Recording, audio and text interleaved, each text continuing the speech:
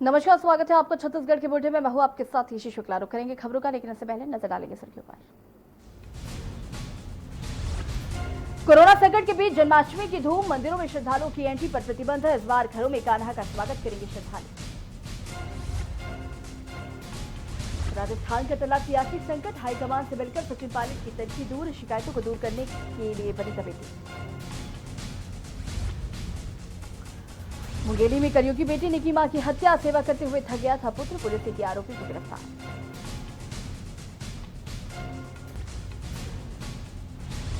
दंतेवाड़ा जिले में चला लोन वरातू अभियान, 12 नक्सलियों ने किया आत्मसमर्पण, लाखों के इनामी है नक्सली।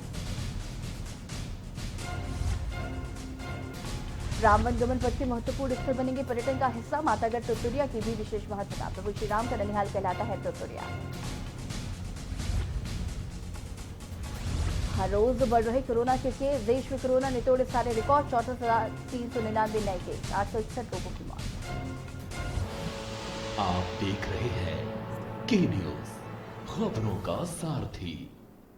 और अब बढ़ेंगे खबरों में। रतलाम में बाजना के पास गांव में एक महिला का वीडियो बनाया गया और उसे सोशल मीडिया पर डाल दिए जाने का मामला सामने आया।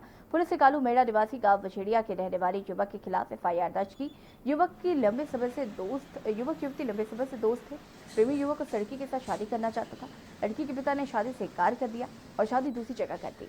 लड़की ने नाराज होकर लड़की का अश्लील वीडियो बनाकर वायरल कर दिया, जिसके बाद युवक उल्टा लड़की के पिता को जान से मारने की धमकी देने लगा, जिसके बाद पिता ने थाने में जाकर रिपोर्ट दर्ज कराई।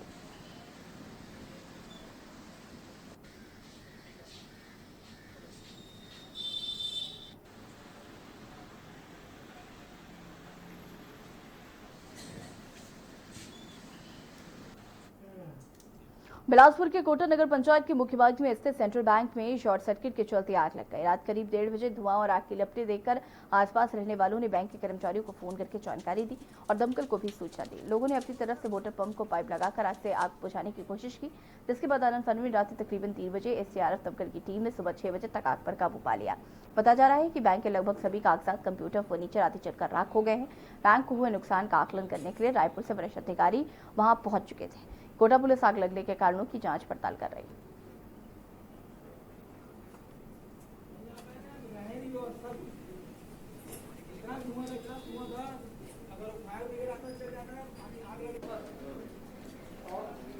तकरीबन रात्रि 9 तारीख को 1:40 पे मुझे सूचना मिला कि बैंक में आग लगा हुआ है। मेरे घर में मैं रेप गया हुआ था बुलाने के लिए। मैं फौरन तत्काल चाबी लेके आया, ब्रांच को खोला।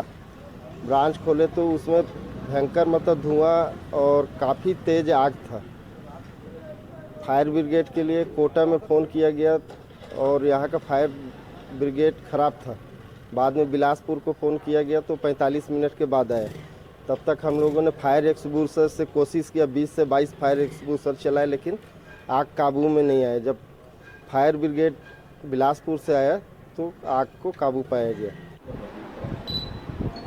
कल रात्रि में हमारे थाने से पुलिस स्टाफ लगी हुई थी जो गश्त पॉइंट पे थे, और गश्त के दौरान जवानों के द्वारा मुझे फोन से सूचना दिया गया कि मैंने सेंट्रल बैंक के सामने दरवाजे के पास से धुआं निकल रहा है और पीछे साइड जो रोशनदान है वहाँ से धुआं दिखाई दे रहा है। इस संबंध में जांच करने पर मेरे द्वारा पूरे स्टाफ को तलब किया गया और बैंक के पास पहुँचे, सेंट्रल बैंक के पास, और सेंट्रल बैंक के पास पहुँचने के बाद वहाँ पर और जनता भी उपस्थित हो गई थी। मुंगेली में स्वच्छता सौंदर्यीकरण में कदम मिलाते पुलिस अधिकारी ने अपने कार्यालय परिसर में दुर्लभ पौधों को रोपित कर वृक्षारोपण का एक अनोखा संदेश दिया। जहां मुंगेली पुलिस अनुविभागीय अधिकारी तेजराम पटेल ने अपने कार्यालय परिसर का न सिर्फ सफाई के साथ जीर्णोद्धार किया, बल्कि परिसर के किनारे क्यारी बनाकर दुर्लभ वृक्षों के पौधे पर सभी पुलिस अधिकारियों के साथ मिलकर रोपण किया। साथ ही एक शपथ दिला सभी पुलिस अधिकारियों सहित अन्य को भी लगाए। वहीं पुलिस जवानों के फिट रहने पर कार्यालय परिसर में ही बैडमिंटन कोर्ट का भी निर्माण कराया जा रहा है। एसडीओपी की मंशा स्वच्छता सौंदर्यीकरण को बढ़ावा के साथ ही एक हेल्दी रिलेशनशिप पुलिस व आम नागरिक के बीच स्थापित करना है।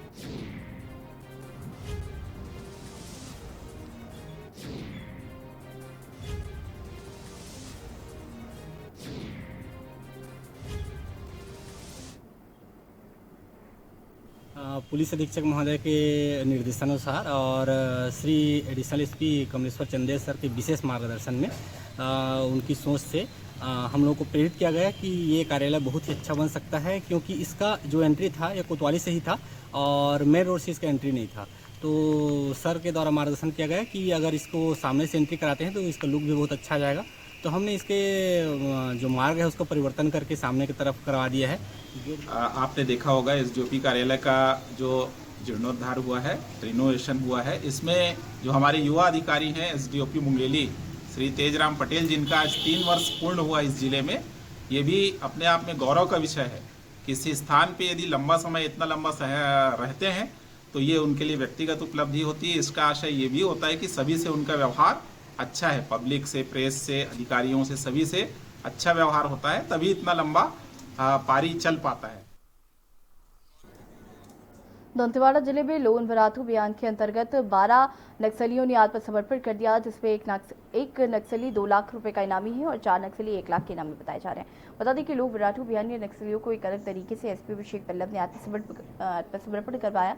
आत्मसमर्पण करने वाले नक्सलियों को लोन वराथू लिखी टी-शर्ट और गमछा संग लाठी के साथ उन्हें आत्मसमर्पण करवाया। सभी आत्मसमर्पण नक्सलियों की मुख्यधारा से जोड़ विकास कार्य करने की शपथ दिलाई।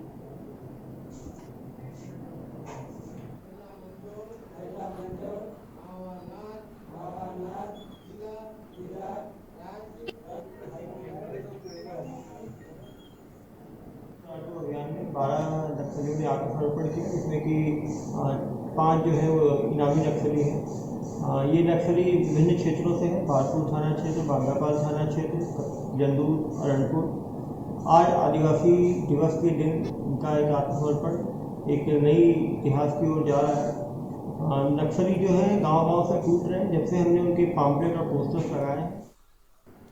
कोरिया के चिरबरी थाना क्षेत्र के डोमनहिल इलाके में ठगी करने के नाम पर एक महिला पर लगे आरोप लगा है। पीड़ित चंद्र प्रकाश के मुताबिक नौकरी लगाने के नाम पर उसने दुर्गा कुलदीप ने 2,10,000 रुपए लिए थे, लेकिन पैसे लेने के बाद नौकरी नहीं लगी। जब पीड़ित ने दुर्गा कुलदीप से बार बार पैसे की मांग की तो दुर्गा पैसे लेने में टालमटोल करने लगी। थक-हार कर युवक ने थाने में आकर शिकायत दर्ज कराई।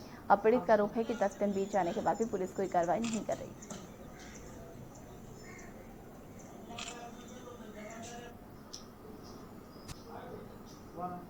10 दिन बीत चुके हैं, लेकिन उसके बाद भी कोई कार्रवाई नहीं की गई है। लेकिन पुलिस मामले में अब तक कोई कदम नहीं उठा सकी है। ऐसे में वो परेशान हो गया है।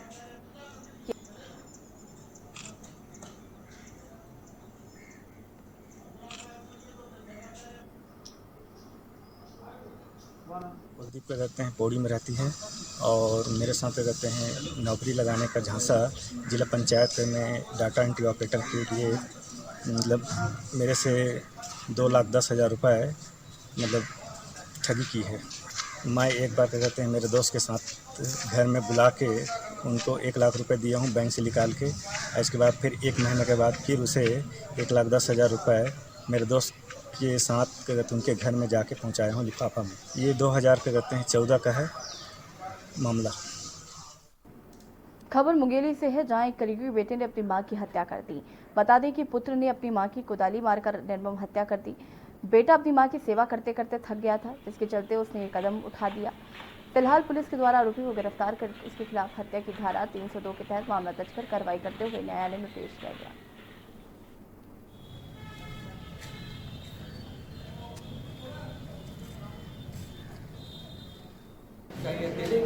यही है, अरे वो दूसरा लोकल लड़का है, नहीं उसका नहीं।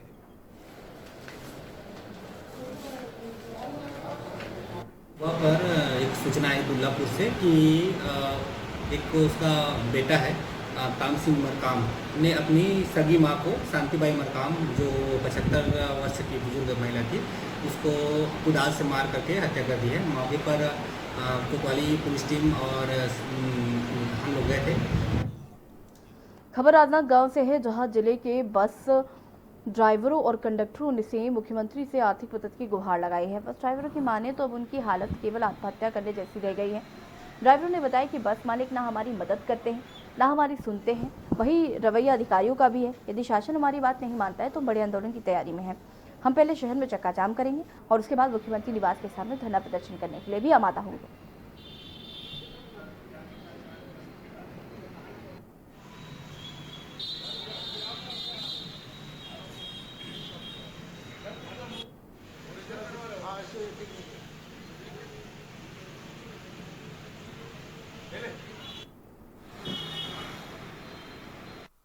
बालक लोगों को हर तरफ से छूट मिली जा रही है।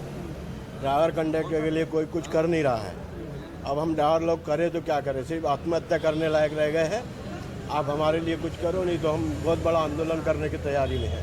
आंदोलन राजनांदगांव में होगा कि रायपुर? राजनांदगांव में होगा, पूरा जिले में होगा।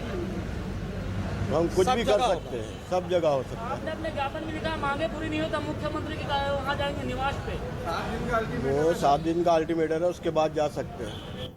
जांजगीर चांपा राज्य शासन ने अब जिला मुख्यालयों में अंग्रेजी माध्यम से उत्कृष्ट विद्यालय संचालित करने की तैयारी की है और गरीब बच्चों को भी अंग्रेजी माध्यम स्कूलों की तरह शिक्षा प्रदान करने की योजना बनाई है। शिक्षकों की नियुक्ति के साथ साथ संपूर्ण सुविधायुक्त भवन तैयार करने के लिए लाखों रुपए प्रदान किए गए हैं। लेकिन जांजगीर चांपा जिला में उत्कृष्ट विद्यालय के नाम अभी भी खंडहर नुमा भवन है, जिसे पीडब्ल्यूडी द्वारा अब तक सुधारा नहीं जा सका है। वहीं इस अधूरे जर्जर भवन में स्टाफ और छात्र छात्राओं की भर्ती प्रक्रिया प्रारंभ कर दी गई है।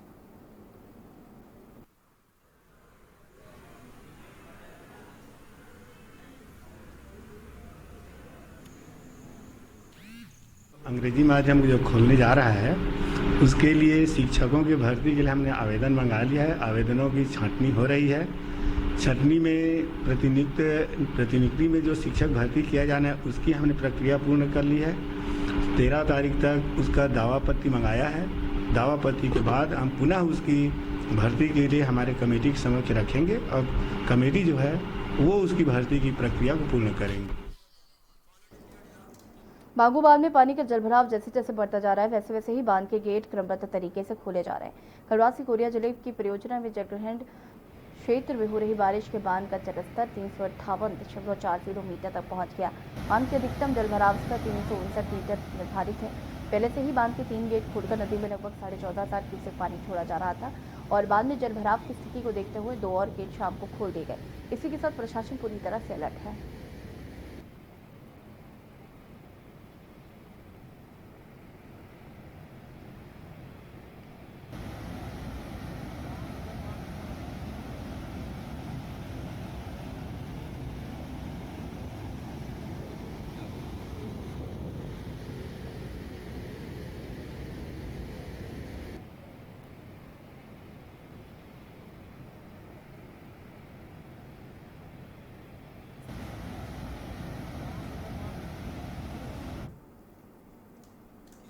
बड़ौदा बाजार पुलिस ने एक अंतर्राज्यीय चोर गिरोह का पर्दाफाश किया है। ये गिरोह लगातार फिल्मी स्टाइल में चोरी की वारदातों को अंजाम दे रहा था।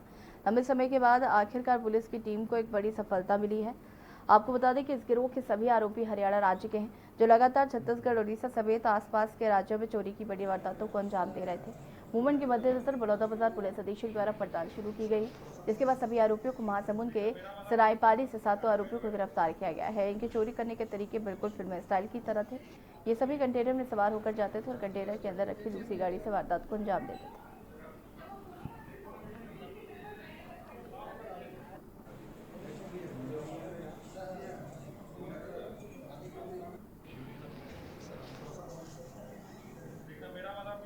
कई सारे एक्सप्लोसिव सामान और बहुत सारे सामान जो आपको यहाँ पे दिखाया गया है, ये सब बरामद हुआ है और इनके द्वारा ये बताया गया कि उड़ीसा में अंगुल जिले में, हालांकि इन्होंने नहीं बताया बट हमें पता चला, वहाँ के एसपी साहब से बात हुई है। ये 7 आरोपी हैं जहाँ तक मेरा ध्यान है। इसी प्रकार के नाम गरियाबंद की वारदात में भी थे। तो इस तरह से लगातार पर्सनल सुपरविजन से ये वारदात निकाली गई। दंतेवाड़ा जिले में महिला सशक्तिकरण के दौर में पीडीएस के लिए कार्य कर रही महिलाओं के समूह के सामने वरिष्ठ महिला से खाद्य इंस्पेक्टर ने की अभद्रता। समूह को चुराने वाली महिलाओं का खाद्य इंस्पेक्टर ने देर शाम को मीटिंग ली। बता दें कि जिससे सभी कर्मचारियों की उपस्थिति में समूह की महिला गोपिका पड़िग्राही के साथ इंस्पेक्टर योगेश मिश्रा ने गोली गलौज कर उनसे अभद्रता की। इंस्पेक्टर के खिलाफ एफआईआर करने के लिए आवेदन दिया गया है। साथ ही समूह की महिलाओं का कहना है कि इससे पहले कभी भी उनके साथ ऐसा नहीं हुआ और इस प्रकरण से उनके आत्मसम्मान को हानि हुई है।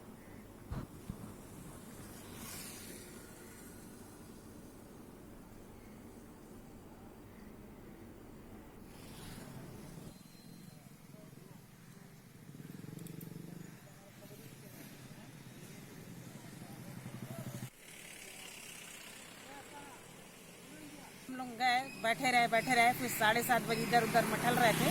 फिर हम हमारे अधिकारी को फूड इंस्पेक्टर को बोले, सर हमको रात हो रहा है, हम महिलाएं हैं, और हमको साहब को बुला दीजिए बोल के आए, थोड़ा देर एक किए, नमस्ते वगैरह किए, तो नमस्ते का जवाब नहीं दिए। एक फिर ऐसी बात करते करते में एकदम से हमारे साथ में गाली गलौज करने लग गए और हमको मतलब हमारा आत्मा ठेस पहुंचा।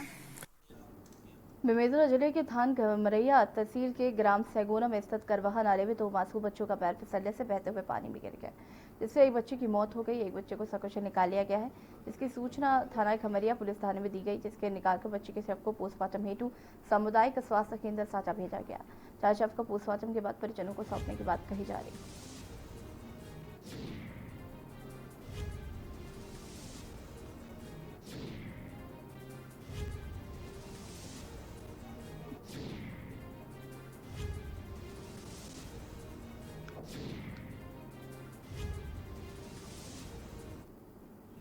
नहीं, जो एक बच्चा कल जिनका पता तलाश जारी था, एक बच्चा मिल गया था, एक बच्चा नहीं मिला था, ओम प्रकाश, जिसका पता तलाश रेस्क्यू टीम द्वारा लगातार की जा रही थी।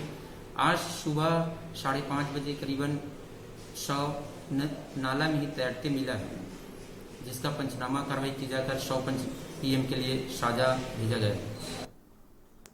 छत्तीसगढ़ सरकार कोरोना महामारी संकट के बीच अब शिक्षा के स्तर को बढ़ावा देने की अनोखी पहल की शुरुआत की है। इस पहल के माध्यम से बच्चे ऑनलाइन व ऑफलाइन इंटरनेट के माध्यम से पढ़ाई करते नजर आ रहे हैं। दरअसल हम बात करें छत्तीसगढ़ सरकार की महत्वाकांक्षी योजना पढ़ाई तुम्हार द्वार की। इस योजना के तहत देवालय बना विद्यालय तर्ज पर बिलाईगढ़ ब्लॉक के ग्राम जेवराडीह में प्राइमरी के बच्चों को शिक्षा देने की शुरुआत की गई। इस पहल के जरिए शिक्षक गाँव पहुंचकर बच्चों को इंटरनेट व लाउड स्पीकर के माध्यम से ऑनलाइन और ऑफलाइन शिक्षा दे रहे हैं। हाँ, ये वाला 4 चिपका उसके सामने में गिन के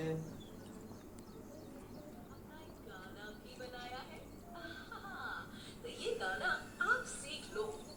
सोच रहे हो क्या ये बात, कहाँ से आई ये आवाज, कौन है ये? समझे में खींचे तो और उभरती से ऐसे दिख जाती है तो जल्दी तत्काल के ना।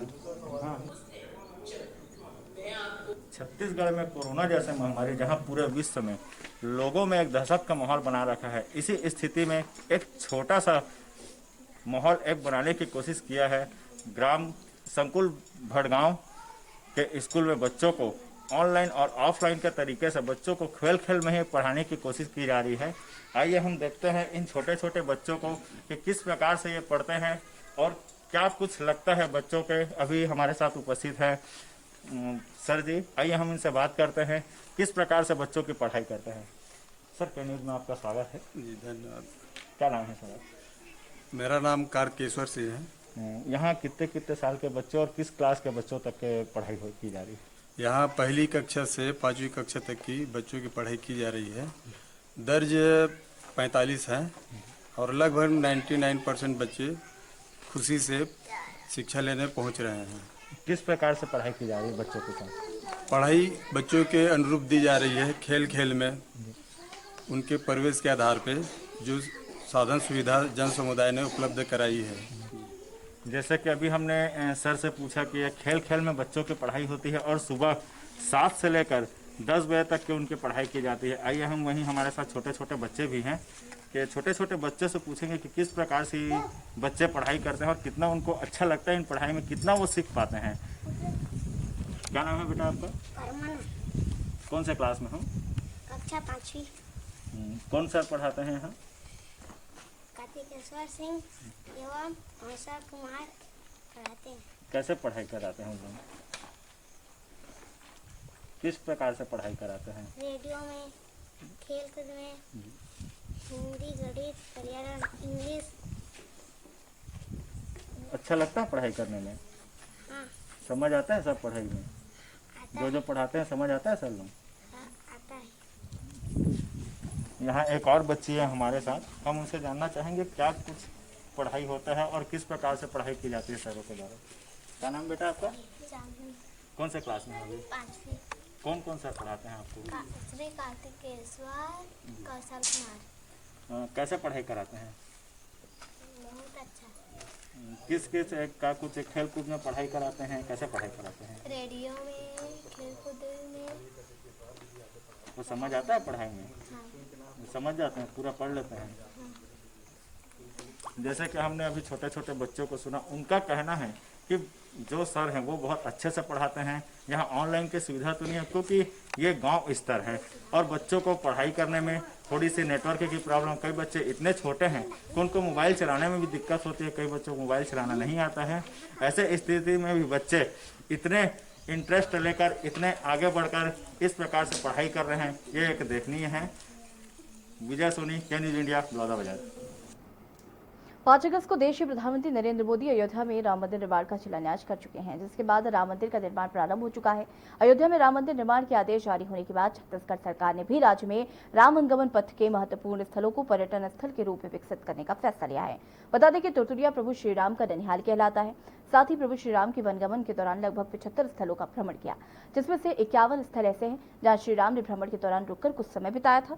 छत्तीसगढ़ सरकार ने राम वनगमन स्थलों में पर्यटन की दृष्टि से बलौदाबाजार, भाटपारा जिले के मातागढ़, तुरतुरिया को शामिल किया है। प्रस्तावित स्थलों की आवश्यकता के अनुसार वहां पहुंच मारकर उन्हें पर्यटक सुविधा केंद्र, वैदिक विलेज, पगोड़ा, मूलभूत सुविधा, वाटर फ्रंट डेवलपमेंट, विद्युतीकरण सहित अन्य कार्य कराए जाएंगे। देखिए रिपोर्ट।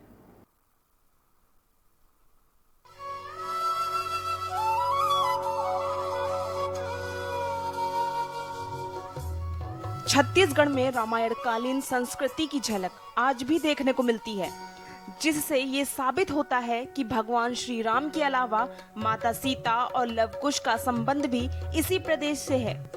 घने जंगलों के बीच स्थित मातागढ़ तुरतुरिया में महर्षि वाल्मीकि का आश्रम इसी बात की याद दिलाता है कि रामायण काल में छत्तीसगढ़ का कितना महत्व रहा होगा। जनश्रुतियों के अनुसार त्रेता युग में यहाँ महर्षि वाल्मीकि का आश्रम था और उन्होंने सीता जी को भगवान राम के द्वारा त्याग देने पर आश्रय दिया था। सिरपुर कसडोल मार्ग पर ठाकुर दिया नाम स्थान के 7 किलोमीटर की दूरी पर घने जंगल और पहाड़ों पर स्थित है तुरतुरिया। फिलहाल तुरतुरिया को अब छत्तीसगढ़ सरकार द्वारा पर्यटन स्थल घोषित करने के बाद अब इस क्षेत्र का विकास संभावित है।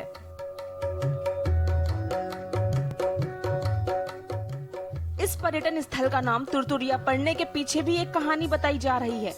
ग्रामीण बताते हैं कि कोई 200 वर्ष पहले उत्तर प्रदेश के एक संत कलचुरी कालीन राजधानी माने जाने वाले स्थल पर पहुंचे। घने वनों से आच्छादित एवं पहाड़ियों से घिरे इस स्थल पर पहाड़ों का जल वर्ष भर लगातार एक धार के रूप में बहता था, जिससे तुरतुर की आवाजें निकलती थीं। बताया जाता है कि इसी तुरतुर की आवाजों के कारण संत ने इस स्थान का नाम तुरतुरिया रख दिया था, जो कि आज भी प्रचलन में है।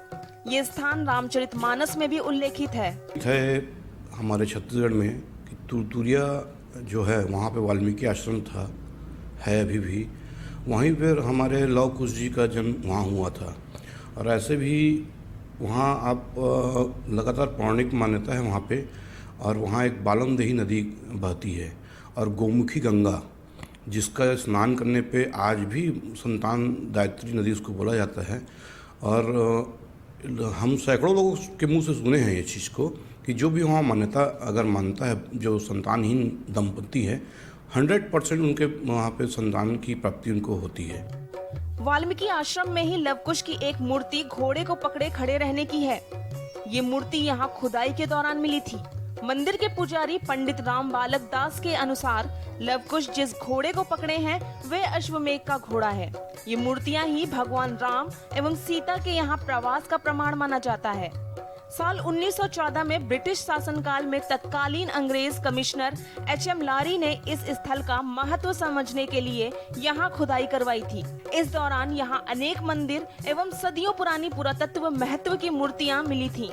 यहाँ 6वीं से 8वीं शताब्दी के बीच के शिवलिंग भी खुदाई के दौरान मिले थे।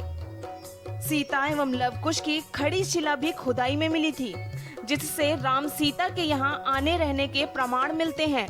गमन पथ में उसको तुरतुरिया के हमारे मंदिर को शामिल किए हैं, बहुत खुशी की बात है। मैं उनसे निवेदन करना चाहूँगा कि वहाँ एक बनाए धर्मशाला, जो मतलब VIP टाइप धर्मशाला रहे, ताकि जो बाहर से आने वाले दंपत्ति रुक सकें। वहाँ एक थाने का एक चौकी खुले ताकि वहाँ रुकने वालों को सुविधा मिले। तुरतुरिया वाल्मीकि आश्रम प्रवेश करते ही एक गौमुख कुंड दिखाई देता है। इस गौमुख कुंड से लगातार ताजा पानी इस पर बने कुंड में गिरता रहता है। इसी पानी में दर्शनार्थी स्नान करते हैं। बताया जाता है कि गौमुख से निकलने वाली जलधारा पूरे वर्ष एक ही रफ्तार से निकलती रहती है, इसलिए यहाँ कभी गर्मियों में भी पानी की कमी नहीं होती। वैज्ञानिक लिहाज से ये जल आसपास घिरे वररंगा पहाड़ी से अनवरत बहती है, जिसे गोमुख बनाकर एक ही स्थान पर एकत्र किया गया है। अयोध्या में राम मंदिर निर्माण के आदेश जारी होने के बाद छत्तीसगढ़ सरकार ने भी राज्य में राम वनगमन पथ के महत्वपूर्ण स्थलों को पर्यटन स्थल के रूप में विकसित करने का फैसला किया है और बहुत जल्द प्रदेश की तस्वीर भी बदल जाएगी। बलौदाबाजार जिले के हम इस वक्त मौजूद हैं मातागढ़ तुरतुरिया में, जहां पर प्रभु श्री राम ने लगभग कई जगहों पर भ्रमण करते हुए छत्तीसगढ़ के तुरतुरिया में भी आकर पहुंचे थे, जहां पर महर्षि वाल्मीकि जी का आश्रम है। यहां पर उन्होंने कुछ देर ठहरा था, जिसके बाद यहां पर सरकार ने इस जगह को सौंदर्यीकरण करने का फैसला लिया है। आगे इन सभी तमाम जानकारी के लिए हमारे साथ यहां के पंडित जी मौजूद हैं। आइए हम उनसे जानते हैं कि यहाँ की तपोभूमि की क्या क्या विशेषताएं हैं। ये महर्षि वाल्मीकि आश्रम तपोभूमि तुरतुरिया कहलाता है। तू करके पानी गिरने के नाम से इसका नाम तुरतुरिया पड़ गया। अब ये तू कब से शुरुआत हुआ ये तो ऋषि लोग महर्षि लोग जानेंगे, पर ये इतिहास साक्षी है कि यहाँ पर लवकुश का जन्म स्थल माना गया। यहाँ पर जगत जननी माँ सीता रही है। ये नदी का नाम, सामने में जो नदी है, इस नदी का नाम बालम देही है। बालम देही मतलब पति से मिलाने के लिए वाल्मीकि जी सीता जी को तपस्या करवाए थे, इसलिए ये जगह बहुत ही महत्वपूर्ण है। ये जगह मतलब आज से नहीं, त्रेता युग में जब भगवान राम आए थे उस समय वाल्मीकि जी चित्रकूट से चल करके यहाँ आए और उसी बीच में जो है कि सीता जी को दोबारा वनवास की बात आई। जल्द ही यहाँ का एक निर्माण कार्य शुरू होने जा रहा है इस माह के अंत तक, और इस जगह को एक नई पहचान मिलेगी। कैमरामैन सिद्धार्थ के साथ के न्यूज़ से आनंद बाकड़े की रिपोर्ट, बलौदाबाजार से।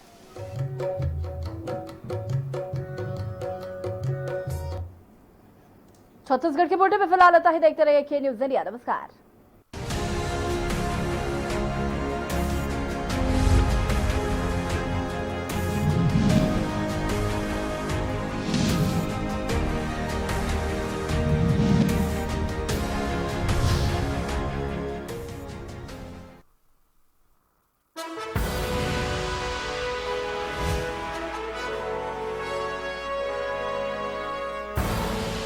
आप देख रहे हैं के न्यूज़, खबरों का सारथी। दुश्मन को सबसे पहले हमने पहचाना। चीन ने लैब में वायरस बनाया। चीन घातक है, अब पूरी दुनिया ने माना। यूएन को चीन ठेंगे पर